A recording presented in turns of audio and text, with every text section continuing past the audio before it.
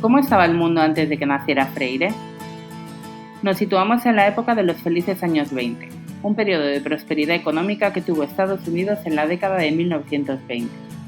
La economía creció a un ritmo acelerado, generando una burbuja especulativa que afectó no solo a Estados Unidos, sino también a los países sudamericanos que dependían económicamente de este. La economía de Brasil dependía de Estados Unidos por la venta de materias primas a cambio de manufacturadas. Paulo Freire nació en Pernambuco, Brasil, en 1921. Sus padres, pertenecientes a la clase media, le enseñaron a leer y a escribir en casa. La felicidad de la familia se truncó por el fallecimiento del padre y las penurias económicas aumentaron con la crisis del 29. La Gran Depresión hundió la bolsa estadounidense y rápidamente se extendió por todo el mundo. Se prolongó durante la década de los 30 y se le considera la depresión más larga de la historia. La inseguridad y la miseria se transmitieron como una epidemia por todos los países latinoamericanos, que dependían directamente de la economía de Estados Unidos. Se casó en 1944, en plena Segunda Guerra Mundial.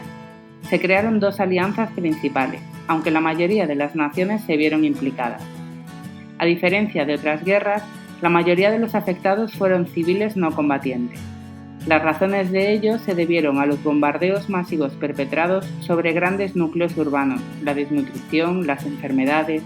Alemania fue la precursora de la guerra, mientras que Brasil se mantuvo neutral hasta que sucedieron los ataques a los navíos de la Marina Mercante brasileña por los submarinos del Eje, que causaron la muerte de más de 1.000 personas y precipitaron su entrada en el conflicto. Fueron 35 navíos los atacados, 33 hundidos, el primero en el Mediterráneo.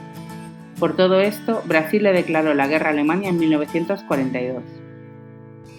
Su interés por la pedagogía surgió con el nacimiento de los 5 hijos que tuvo con su primera esposa, Elsa, profesora de primaria.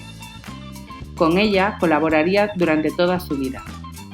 Después del fallecimiento de esta, Freire se volvería a casar. Entre 1947 y 1957 trabajó en el Departamento de Educación y Cultura del CSI, donde tomó conciencia del analfabetismo del pueblo. En 1964, un golpe militar lleva a Freire al exilio. Se traslada a Bolivia y posteriormente a Chile, donde desarrollaría su método. Fue contratado por el Instituto Nacional de Desarrollo Agropecuario, que impulsaba un plan de alfabetización campesina. Freire era el inspirador de un pequeño equipo que trabajaba en el desarrollo y aplicación de su método, que se desarrolló bajo muchos interrogantes. Por eso, el Ministerio decide dotarlo de legitimación científica a pesar del disgusto de Freire. Por lo tanto, su procedimiento pasó a llamarse Método Psicolingüístico de Alfabetización. En 1970 vivió en Cambridge, como invitado en la Universidad de Harvard.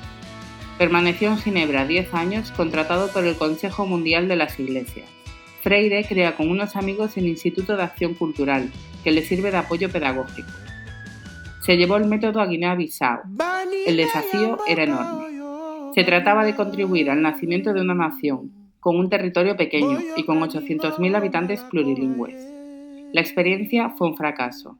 No se habían tomado en cuenta las tradiciones culturales y ni siquiera la lengua. El gobierno revolucionario impulsó el portugués, que solo hablaba un 5% de la población. La motivación era muy escasa y la escuela resultó ser un factor de opresión. En 1979 vuelve a Brasil, contratado por la Universidad Pontificia de São Paulo. 10 años después es nombrado secretario de Educación del municipio de São Paulo. Debía gestionar 650 escuelas e intentó remodelarlas.